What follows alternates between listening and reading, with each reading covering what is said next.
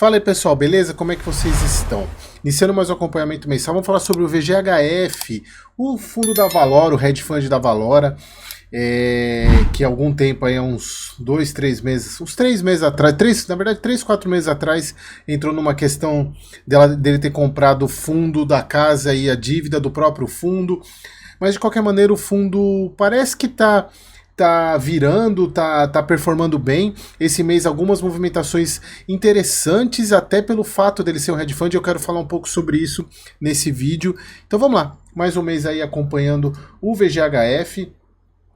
O fundo, olha só, ele tem 151 ativos, isso é uma diversificação tremenda, é muito interessante esse tipo de alocação, porque você até parece com, por exemplo, o Tigar, né, o Tigar 11, com a quantidade de ativos que tem no fundo, mas obviamente ele tem uma pegada bem diferente, o VGHF, que ele é um hedge fund, né, para quem não lembra o que é o hedge fund ele é um fundo aberto, é um multi-estratégia, é aquele fundo onde o gestor ele tem uma... é aberto a investir em várias classes de ativos. Não é, por exemplo, um fundo de CRI que tem que ter 2/3 do portfólio em CRI, ou um fundo de tijolo do segmento de logística que vai ter 2/3 do portfólio em logística. Esse aqui é um fundo bem aberto, o que faz com que ele consiga navegar melhor em alguns cenários.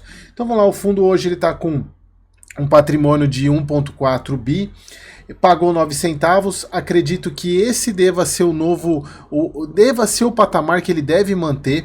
Ele chegou a baixar de 8, ele estava pagando 10 mais no começo do ano, aí baixou para 9, abaixou para 8, a cota caiu bastante e parece que ele vai manter 9 centavos. Mas eu quero trazer um ponto para vocês que é importante, pessoal. Primeiro, só para a gente fazer uma conta aqui de quanto que o fundo VGHF11, o quanto que esse fundo está pagando em relação ao preço dele. Olha só, pessoal, hoje ele fechou basicamente a 7,90. Então, se a gente pegar a calculadora aqui, deixa eu minimizar aqui, 7,90. A gente pegar, ó, 0,09 vezes 12 dividido por 7,9, quase 14% ao ano, o que é um baita do retorno. Então esse é uma das coisas que você deve considerar muito na hora de investir em um fundo desse tipo. Obviamente, pessoal, que muito desse deságio que ele tá, porque se a gente for ver hoje, a cota patrimonial dele, se eu não me engano, deixa eu pegar aqui, só pra gente ver aqui, a cota patrimonial dele é mais fácil de ver. Ó, 8,86, então a gente tá falando aqui de 7,90, 7,9 dividido por 8,86. 8,86. Estamos falando aí de 11% de deságio. Obviamente, pessoal, que além do cenário que a gente vive hoje, né? Inclusive, hoje eu estou gravando esse vídeo agora, dia 27, mais tarde vai ter o pronunciamento aí do Haddad sobre a questão do pacote de cortes, né? Mas já saiu. Tanto é que hoje o mercado ele desabou, os juros futuros subiram, o IPCA 2029 passou de 7,04, se eu não me engano, porque ao mesmo momento que anuncia que vai falar sobre o pacote de gastos, já anunciou isenção de imposto de renda de R$5.000 para quem ganha até R$5.000. Obviamente isso é bom para quem corrige uma certa distorção, mas não nesse momento que o governo vai anunciar corte de gastos, ao mesmo tempo anuncia isenção, não faz muito sentido, mas eu não quero entrar nesse mérito, nesse ponto. Vamos ver como é que vai ser a repercussão disso amanhã, embora o mercado já tenha dado o sinal hoje. Então, aqui eles até colocam, as alocações ao longo do mês foram bastante influenciadas pelos movimentos macro e turbulências do mercado ao longo do mês de outubro, e que provavelmente vai continuar em novembro, e a gente está vendo isso hoje.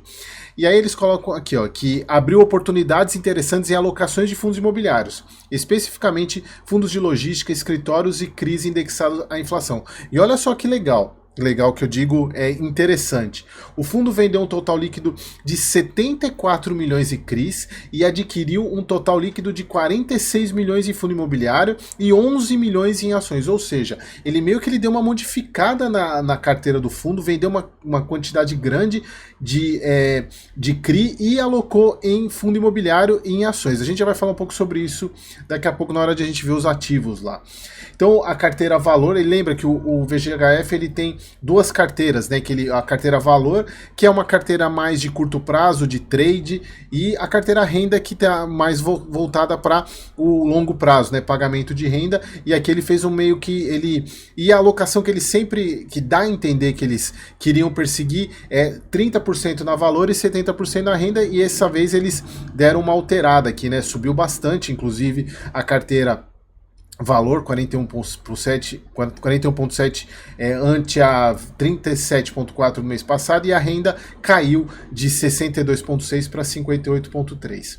Em relação àquelas inadimplências que vocês já estão acostumadas desde acho que há 2 ou 3 meses, já que eles vêm falando a mesma questão, o Celina continua inadimplente e eles continuam com a mesma situação, não tem ainda nenhuma novidade sobre isso, né? E eu lembro que eu até comentei no vídeo que eu falei sobre o CRI do Celina, que a garantia é muito ruim, é uma garantia de aval de um controlador que é fora do Brasil, então é muito ruim.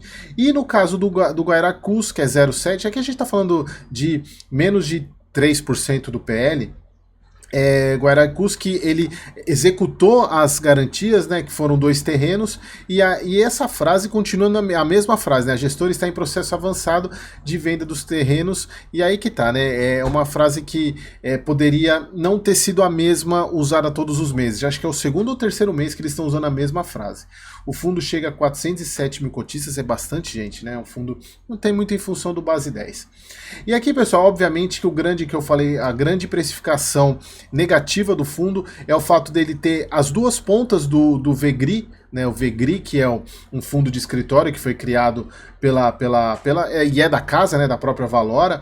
Ele tem as duas pontas, ele é credor e devedor do mesmo fundo, isso aumenta muito o risco e obviamente isso precifica. E são os dois maiores ativos em termos de PL, né? Se a gente for pegar aqui, é o VGRI na parte de fundo imobiliário, 3,65 do PL, e na parte de CRI, 3,18, está dando quase 7% do PL, é pouca coisa se a gente for ver, mas obviamente que isso potencializa o risco do fundo a partir do momento que você é devedor e credor do mesmo ativo e dentro da mesma casa.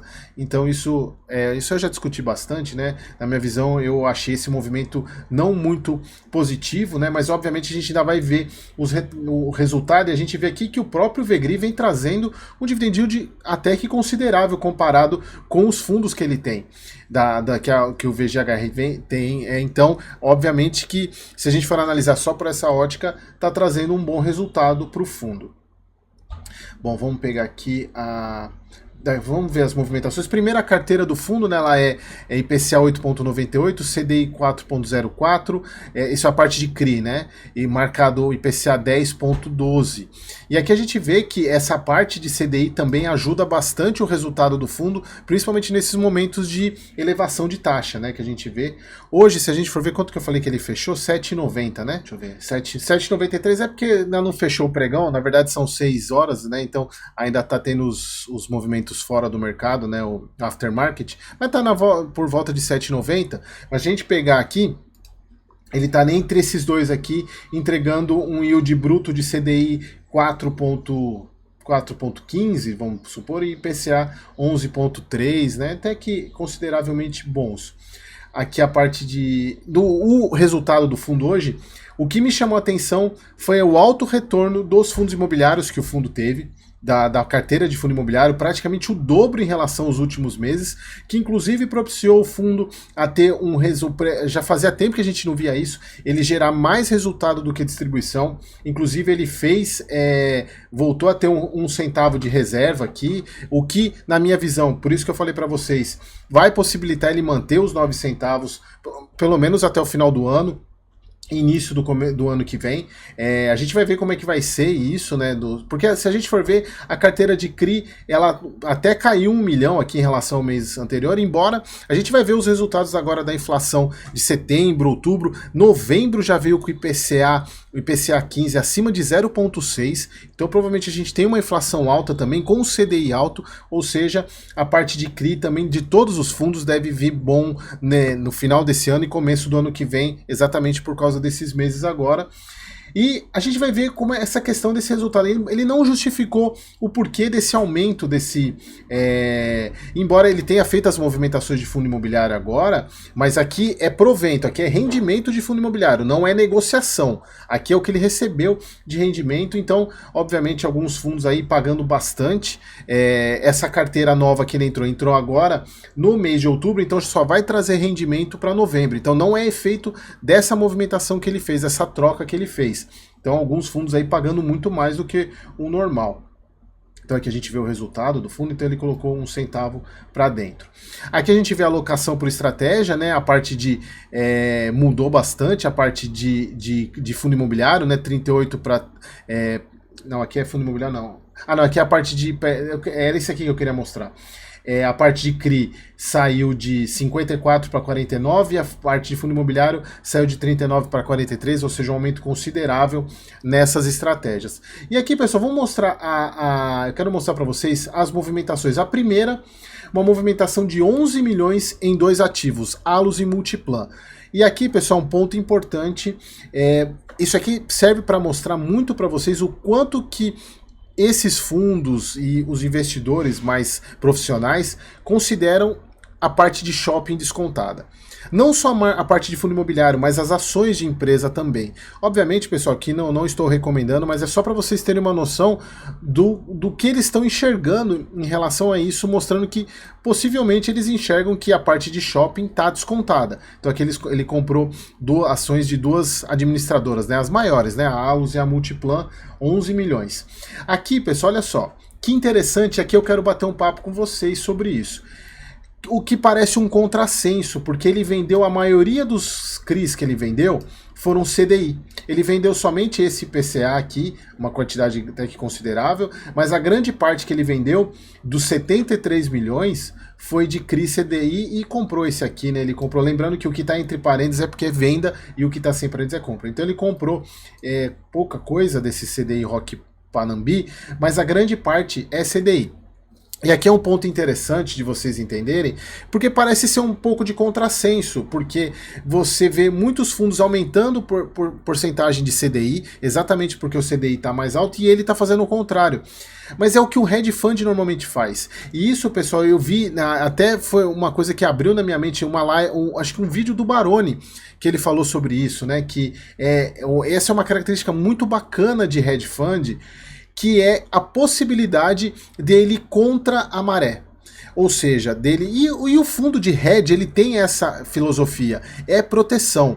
Então, ele está indo meio contra a maré para formar uma carteira de fundo imobiliário que a gente acredita de fato, e eu entendo que a visão do VGHF é essa, é de montar uma carteira para ter valorização mesmo. Até porque, pessoal, como vocês sabem, o VGHF ele incorporou toda aquela carteira do Mogno.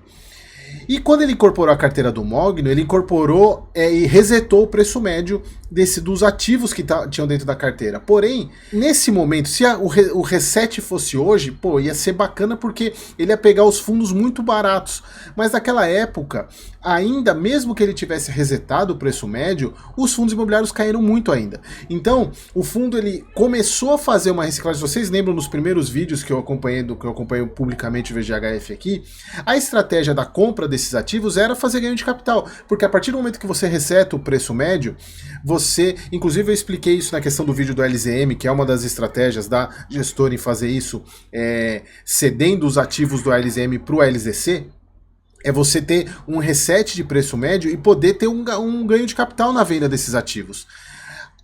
Então, se isso fosse feito hoje, puxa, o VGHF ia nadar de braçada. Só que, obviamente, ele fez num momento que não contava que ia cair tanto o fundo imobiliário, então hoje, obviamente, a grande parte da carteira do VGHF ainda está negativa.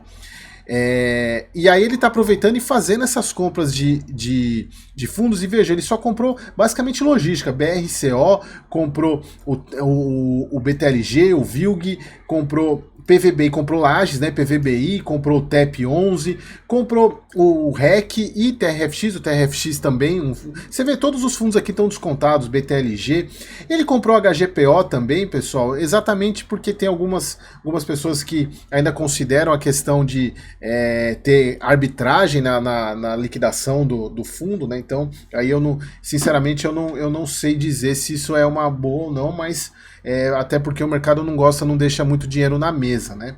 Mas aqui mostrando que o fundo ele fez uma compra arrojada, ao meu ver, comprar bastante fundo, quase praticamente todos descontados em relação ao valor patrimonial.